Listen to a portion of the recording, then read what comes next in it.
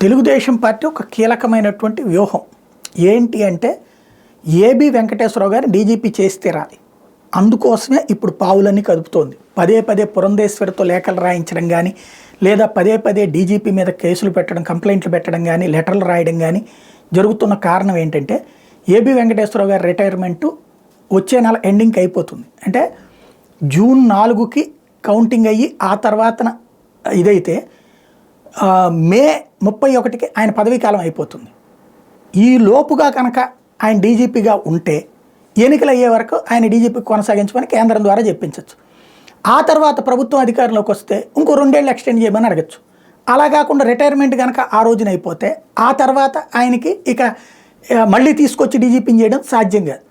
Telugu Desam party కోసం అహరహం శ్రమించి గతంలో 23 మంది ఎమ్మెల్యేలను యువతలకు తీసుకొచ్చి తన పదవిని పూర్తిగా సహకరించి పెట్టి, త్యాగం చేసి పెట్టి, చివరికి ఫోన్ ట్యాపింగ్ లాంటి వ్యవహారాల్లో తనే ఇబ్బందులు ఎదుర్కొంటూ సస్పెండ్ అయినటువంటి ఏబి వెంకటేశ్వరరావుకి ఎట్టి పరిస్థితుల్లో డీజీపీగా చేసి తీరడం కోసం భారతీయ జనతా పార్టీ నేతృత్వంలోని కేంద్ర ప్రభుత్వం మీద తీవ్ర ఒత్తిడి తీసుకొస్తున్నారు.